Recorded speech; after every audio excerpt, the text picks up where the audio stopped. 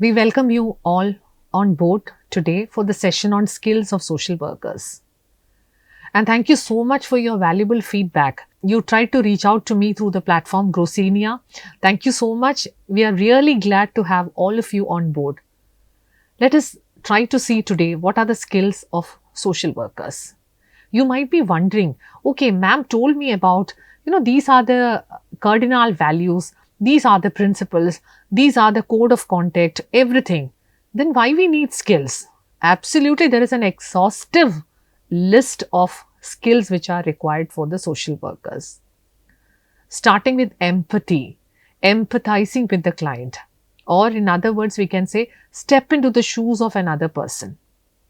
Placing yourself in the place of another person and viewing the problem. Yes, that is very important.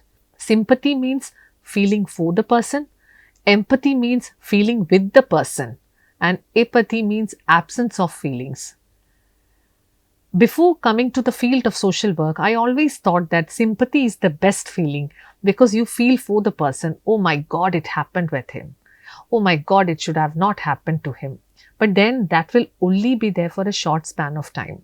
When you get another problem, you will be focusing on to that. You will get some other news, you will get involved into that.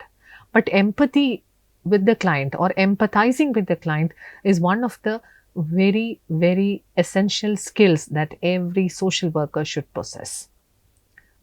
Feeling with the client, right? I hope you understood the importance and essence of empathizing with the client.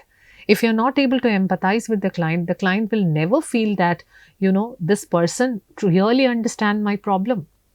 Let me take an example. For relationship building, empathy is one of the very important ingredients. Empathy, genuineness, warmth, congruence, fair approach, all these are part of relationship building. And empathy stands first.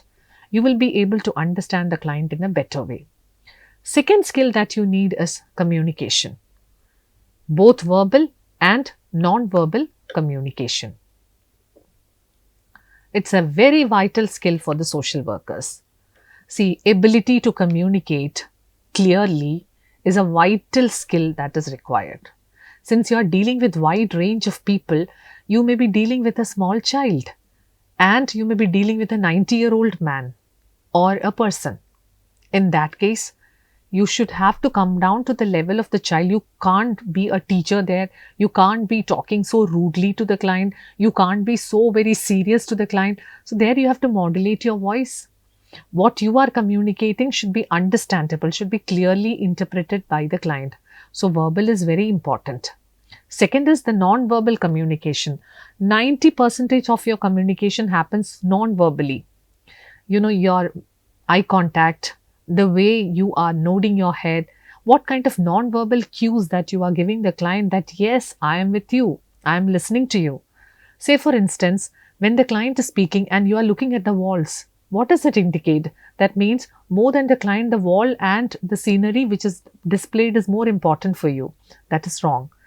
And at times we look at the watch. No, that is also not acceptable.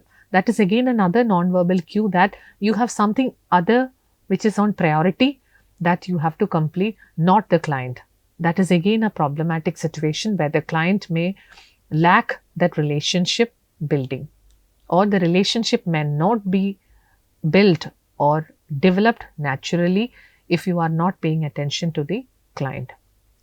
Likewise, there are many instances if you are busy looking at your mobile phone, if you are looking outside, oh my God, who's coming? All these things give a very different impression to the client that not the client, other things are important for your life. So please pay attention. Then maintain eye contact, nodding your head, paraphrasing and summarizing at times. Paraphrasing, you can ask, you mean to say that this has happened. So you wanted to ensure once again that whatever the client has disclosed, you got the information in the right way. You have interpreted that in the right way.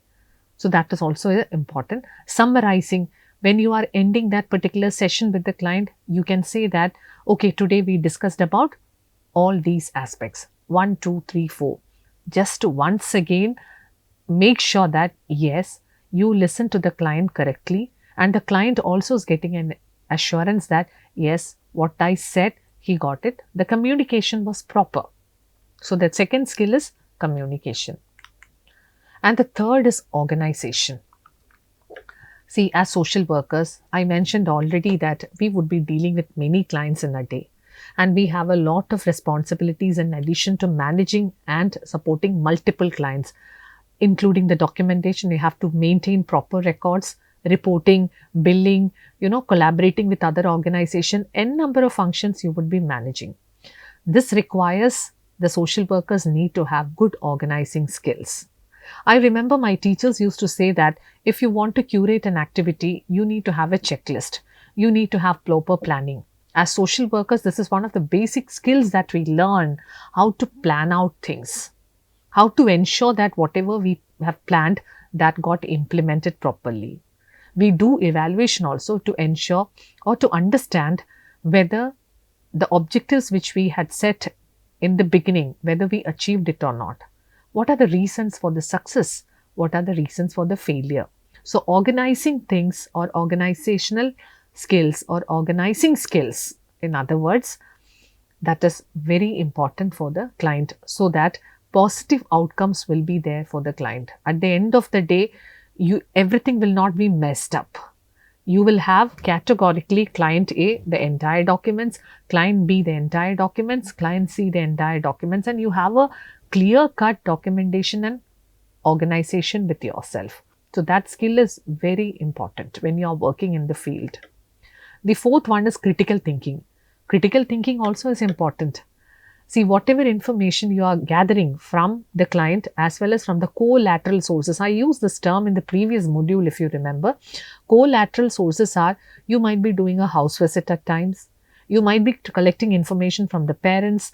You may take information from the teachers or maybe colleagues or the employer. Whatever information you have gathered is unbiased or it is clear. That you have to analyze. That ability should be there. That is part of critical thinking.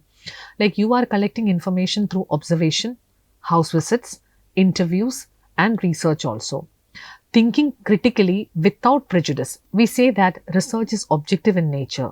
Just like that, without prejudice, critical thinking help the workers or the social workers to take proper decision, identify the best resources for the client and formulate the best plan to help the client, right? So then, till now we have discussed the essential skills: empathy, communication, organizing skills, critical thinking. Now the fifth one is active listening. So before discussing active listening, I just wanted to know whether you have listened to the video through active listening or passive listening. In my class, I used to ask the students, are you physically and mentally present in the class or are you only physically present? With complete concentration, you will have to listen to the clients so that you will be able to understand the client needs. When the client is speaking, you should pay clear attention to the client, asking them the right questions, concentrating fully, not looking here and there, not looking at the mobile phone, not looking at the watch or maybe the wall or trying to look outside. You are giving an indication that, yes, I am listening to you. I am there for you. I am ready to help you. This kind of gestures, this kind of thoughtful gestures, meaningful gestures will definitely give more confidence to the client and that will help in the rapport building process. Next is very important. I feel it is very, very important, self-care. I have read in one of the books that social workers should have a me time or an us time. See, we are dealing with different types of clients, I told you. You would be dealing with cancer patients, person who are HIV positive, person who are suffering from AIDS, different types of mental health issues like depression, bipolar disorder. Your mind will be loaded with a lot of information that they have shared. I remember while working as an intern in the regional cancer center, I used to get inside the hospital with great enthusiasm. But after listening to the worries and sorrows of many of my clients, I used to come back with a sack of problems, or sack of, I mean, not a baggage. It's a sack of problems that I used to carry on my shoulder. That was when I was a novice or when I was an infant in the field of social work. Then after that, I learned how to take care, how to have a very healthy work-life balance. And in many of the countries, they are giving high attention to the self-care. They are giving off for 2 days so that they can be with the family, they can have quality time. Monday to Friday, they'll be working. And just like the way you are detoxifying your body, you need to detoxify your mind as well. Clean your mind. In the Indian context, we practice yoga, meditation, all these kind of practices which are really helpful for us in managing a very healthy life and to balance a proper work and personal life balance. So self-care is very important. If you are worried about many things, you can't help the client to deal with the problems. So be very clear about yourself, be very thoughtful about yourself, pay more attention to yourself. That is self-care. That is not selfish. You are taking care of yourself so that you can serve the community, you can serve the society. Cultural competence, again, I told that this is one of the important skill. You should be able to effectively deal with the clients from diverse cultural background. Be respectful to everyone and responsive to all the cultural beliefs and practices. They should be knowledgeable. When you are practicing in a particular culture, you should be aware about the cultural practices and the tradition that is prevailing in that area. See, since I am working in India, I should know India also have many states having diverse culture, diverse languages. Everything is different. If you go to down south to northern part, you will find a variety of culture. I am based in Madhya Pradesh, so I need to learn about the culture of Madhya Pradesh so that I can deal effectively with my clients. See, covering the face is a cultural practice in the northern part of India. Now, I am a female social worker and my client is also a female client. I don't have the right to tell the client that, see, both of us are female, so there is no harm in taking out your gungat. Gungat means taking out your shawl. That is disrespecting the culture. Let them follow the cultural practice. Let us respect that diversity that has to be there, that competence, respecting and understanding and acknowledging the cultural aspects of every community. That skill, you need to have necessary knowledge. Examine your own cultural background and identities while you are trying to seek out knowledge, skills and values. Try to understand the cultural aspect of the client and then try to balance it and work effectively. Next is patience. You will have to deal with complex clients. Yes, all are unique. You may get a person who's very, very adjustable, very nicely talking to you, and a person who have a lot of behavioral problems, have anger issues, maybe a different temperament level. But as a social worker, when you are dealing with your clients, you need to develop that skill of patience to deal with complex cases. The next skill is professional commitment. Professional commitment, I think competence and professional commitment. If you want to be a competent person, your commitment to the profession should be so high. If you want to be competent, again, I am saying you need to be a lifelong learner. That as a teacher also, I always feel that we should be lifelong learner. We only know the drop of knowledge which is in the ocean. So you have to enhance your knowledge, continuously focusing and upgrading yourself in the area of social work practice so that you will be able to enhance the well-being of people. Because day by day, the problems are increasing. It is not coming down. Since society is dynamic, we come across many problems. I remember 50-60 years ago, suicide was not a very prominent social problem, but now it has become a prominent problem. So, to enhance the human well-being and help meet the basic needs of all the people with particular attention to the needs and empowerment of people who are vulnerable oppressed and living in poverty. That is the mission of social work. So that mission you have to follow. That is your professional commitment. Next is time management. Let me take an example. You have given time to a client that 10 o'clock you come to my office, we'll have the casework session. You reach the office by 10:30. Is it time management? You have to reach 5 minutes or 10 minutes before the given time, so that you are showing an attitude that I respect, I value the time of my client, and I am a truly professional person. So managing your time in a very prudent way, dealing with the client, managing with the reports and all those documentation part, organizing skills and time management go hand in hand. If you are a better organizer, I think you will be able to manage your time in a better way as well. 11th is a skill in advocacy. Advocacy was a term that I have used or I have discussed time and again. You are becoming the voice of voiceless people. How to speak for somebody, how to present certain things in front of someone representing the client. You are saying something in front of the authority, or you are speaking for a group of people. Communication skill is important. Understanding the problem and advocating for them is very important as a skill in social work.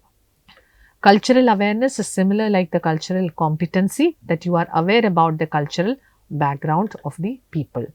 To conclude, all these skills are inevitable, or it is indubitably important for social work practice. If you hone your skills, if you sharpen your skills day by day, you will become an efficient social worker or an effective social worker whom the client can rely upon. Let us try our level best to hone our skills. As a teacher, I told you in the beginning of my session that since last 2 decades, I am in this profession. But believe me, every day I am trying to work on my skills. Be it my communication skill, be it dealing with the students. Teaching doesn't mean that you are confined to an academic setting. You will have to deal with many students from diverse background, different temperament, different intellectual ability, and you have to deal with your management. You have to address the issues of people who are coming to seek help from you. Without enhancing or sharpening the skills, no one can sustain or no one can survive in this domain of social work. So let us sharpen the skills, what I have mentioned today, and let us become professional social workers who are efficient and effective and has the ability to understand other people. With that, I would like to conclude today's session with a warm greeting. Thank you all. Again, we would be uploading the material on LMS. You can access from there. Furthermore, if you have any doubts pertaining to this area, please reach out to us and we'll be available to address the queries. Thank you so much, and it's nice being with all of you today. Thank you.